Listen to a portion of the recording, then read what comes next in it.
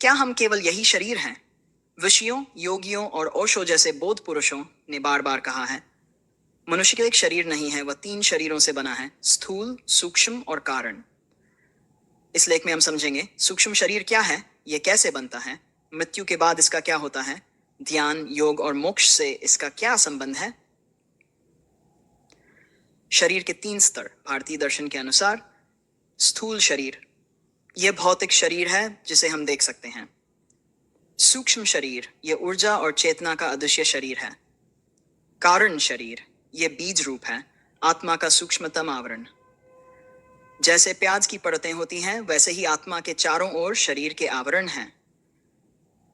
सूक्ष्म शरीर वह है जो दिखता नहीं पर मौजूद है, जो जागरण, स्वप्न और निद्रा के समय कार्य करता है, जो मृत्यु के बाद भी रहता है। इसमें क्या होता है? विचार, इच्छाएं, भावनाएं, संस्कर्मों के बीज। ओशो कहते हैं, तुम जो सोचते हो, जो अनुभव करते हो, वह सब सूक्ष्म शरीर में जमा होता है। यही तुम्हारे सूक्ष्म शरीर की संरचना, कंपोनेंट्स। योग और तंत्र के अनुसार सूक्ष्म शरीर 3 प्रमुख तत्वों से बना है। मनस, विचारों की तरंगें, स्मृतियां, कल्पनाएं। मन ही सूक्ष्म शरीर का केंद्र है, क्योंकि यही बार बार जन्म लेता है। प्राणर्जी, जीवन की ऊर्जा जो शरीर को गतिशील बनाती है। 5 मुख्य प्राण, प्राण, अपान, समान, उदान, व्यान। जब प्राण निकल जाता है तो स्थूल शरीर मर जाता है, लेकिन सूक्ष्म शरीर जीवित रहता है। अहंकार की भावना, आत्मा की छाया, यही बंधन का मूल कारण है।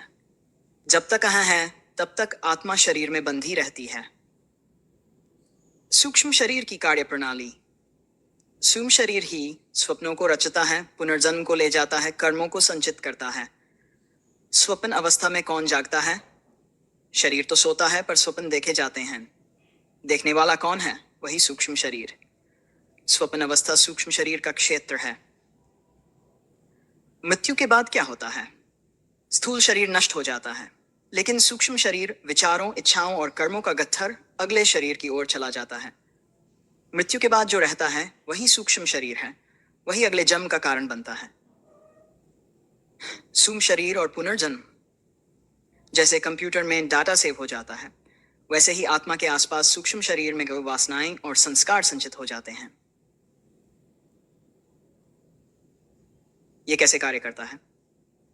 हर जीवन में हम इच्छाएं अधूरी छोड़ते हैं। ये अधूरी इच्छाएं सूक्ष्म शरीर में संग्रहित हो जाती हैं, वही अगले जन्म में नई परिस्थितियां बनाती हैं। सूक्ष्म शरीर कर्मों का बैकअप है, इसे ध्यान से ही मिटाया जा सकता है। सूक्ष्म शरीर के लक्षण। किसी व्यक्ति में सूक्ष्म शरीर की सक्रियता कैसे दिखती है? उग्र कल्पनाएं, गहरे सपने, अनजानी स्मृतियां, पिछले जन्मों की झलकें, कभी कभी देह से बाहर अनुभव। मेडिटेशन में कभी कभी व्यक्ति सूक्ष्म शरीर से अलग हो जाता है, वह स्वयं को शरीर से बाहर देख सकता है। सूक्ष्म शरीर का विकास कैसे होता है? ध्यान और योग से सूक्ष्म शरीर की शुद्धि होती है। प्राणायाम, श्वास को नियंत्रित करके प्राण शक्ति को संतुलित करना, सूक्ष्म शरीर में स्थिरता लाना। ध्यान, विचारों के पार जाकर सूक्ष्म शरीर को शांत करना। मंत्र जाप, ध्वनि कम से सूक्ष्म शरीर की तरंगें बदलना। जब मन मौन होता है, सूक्ष्म शरीर हल्का होता है, तभी आत्मा प्रकट होती है। सूक्ष्म शरीर का अंत कब होता है? सूक्ष्म शरीर तब तक बना रहता है जब तक इच्छाएं हैं, अहंकार है, कर्म बाकी हैं, लेकिन जैसे ही सभी इच्छाएं शांत होती हैं, ध्यान गहरा होता है, साक्षी भाव मजबूत होता है, तब सूक्ष्म शरीर टूटने लगता है। ध्यान ही अग्नि है जो सूक्ष्म शरीर को जलाता है। ओशो की दृष्टि से सूक्ष्म शरीर। ओशो कहते हैं, सूक्ष्म शरीर आत्मा नहीं है, लेकिन आत्मा की झलक उसी के पार जाकर मिलती है। ओशो के प्रमुख बिंदु।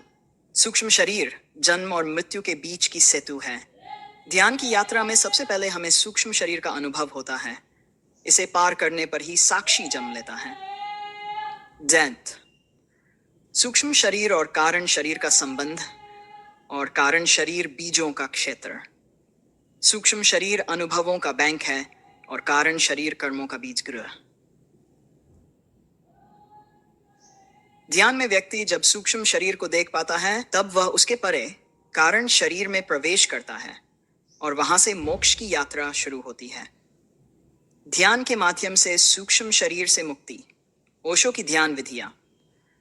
कुंडलिनी ध्यान, सूक्ष्म ऊर्जा का जागरण, शरीर और सूक्ष्म शरीर का शुद्धिकरण।